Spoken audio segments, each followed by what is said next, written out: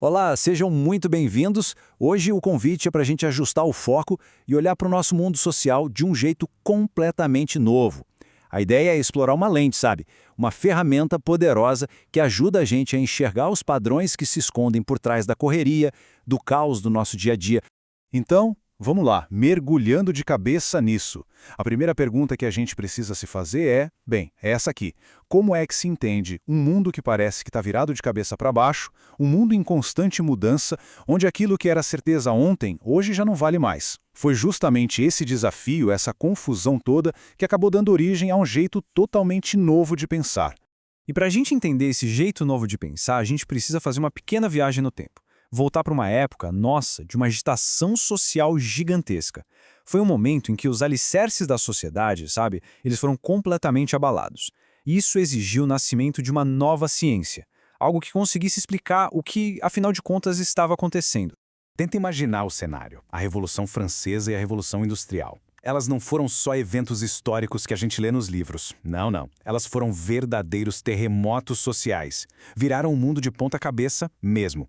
As cidades, de repente, cresceram de uma forma absurda, novas classes sociais apareceram do nada, e jeitos de viver que existiam há séculos simplesmente desapareceram. De uma hora para outra, aquelas explicações antigas baseadas na religião, na tradição, elas simplesmente não davam mais conta do recado. Não faziam mais sentido. E é bem aí, no meio dessa confusão toda, que surge uma nova ferramenta. Uma nova lente, vamos dizer assim, para a gente conseguir focar nessa realidade tão complexa. E essa lente tem nome: sociologia. Uma ciência pensada, projetada exatamente para esse novo mundo moderno. Mas, afinal de contas, o que é essa tal de sociologia? Bom, na essência, é exatamente isso, uma ciência. E o que isso quer dizer? Quer dizer que ela não se contenta com o achismo, com o que parece óbvio à primeira vista. O trabalho da sociologia é ir fundo, sabe? É cavar para além da superfície e tentar interpretar de um jeito crítico o que realmente está acontecendo na sociedade. Agora, olha que interessante essa comparação. De um lado, o senso comum, do outro, o conhecimento sociológico. O senso comum é aquele conhecimento do dia a dia que vem da nossa experiência, e ele tem seu valor, claro. Mas a sociologia, ela vai além. Ela exige mais. Exige método, análise sistemática e, principalmente, uma reflexão crítica que nos faz questionar até aquilo que a gente sempre achou que era óbvio, que era garantido. Ok, então, agora que a gente já tem essa nossa lente em mãos, que tal colocá-la em prática? Vamos fazer um teste? Pegar um conceito que todo mundo acha que conhece bem, tipo cultura, e ver o que acontece, como ele se transforma quando a gente olha através dessa lente sociológica. Para muita gente, se a gente fala em cultura, a imagem que vem na cabeça é logo essa, né? Ópera, museu, aquela arte mais formal que fica numa galeria. É uma visão que acaba ligando a cultura a essas manifestações mais eruditas, quase como se fosse algo para um grupo seleto, para poucos. Só que aí vem a sociologia e, pá, expande essa ideia de um jeito radical.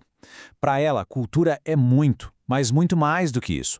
Cultura inclui as práticas do dia a dia, cultura popular, os símbolos que um grupo compartilha, aquele conhecimento que passa de pai para filho, de mãe para filha, sabe? Mesmo que não esteja em livro nenhum.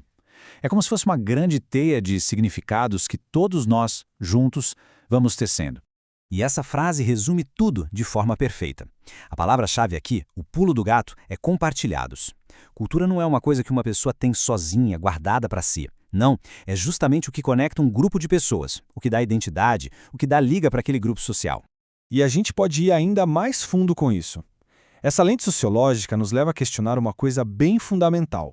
Aquela ideia de que existe uma cultura superior e outra inferior. A sociologia meio que convida a gente a desmontar essa escadinha de valor, sabe? E essa é, sem dúvida, uma das contribuições mais importantes do pensamento sociológico. É um desafio para a gente superar essa mania de ficar julgando, de classificar uma cultura como melhor que a outra. Em vez de perguntar qual é a melhor, a pergunta sociológica é outra. É o que essa manifestação cultural significa para esse grupo de pessoas. Muda tudo. Olha só esse gráfico. Ele ilustra esse ponto de uma forma brilhante. Do ponto de vista da sociologia, tanto a cultura erudita quanto a cultura popular, elas têm exatamente o mesmo valor como objeto de estudo. As duas são expressões humanas legítimas, que nascem de contextos históricos, sociais bem específicos, e as duas merecem ser entendidas, cada uma nos seus próprios termos, sem hierarquia. Bom, agora que a gente já quebrou essa ideia de hierarquia entre culturas, vamos usar nossa lente para analisar um fenômeno super atual. Porque no mundo de hoje, a cultura não só existe, ela também é vendida. E essa relação com o mercado, isso muda completamente o jogo. É só pensar um pouco. Filmes, música, livros. Hoje em dia, cultura não é só algo que a gente pratica, que a gente vive. É também algo que a gente põe no carrinho de compras. Ela é produzida, embalada, distribuída, tudo seguindo a lógica do mercado, igualzinho a qualquer outro produto na prateleira do supermercado. E esse processo todo tem um impacto duplo, e é super importante a gente entender os dois lados da moeda. Por um lado, o mercado pode sim democratizar o acesso. Muito mais gente consegue ouvir uma música ou assistir a um filme. Mas, por outro lado, essa mesma lógica de mercado pode acabar transformando o significado original daquela expressão cultural, adaptando ela para ser, digamos, mais vendável. Então, vamos só juntar as peças do que a gente viu até aqui com a nossa lente sociológica.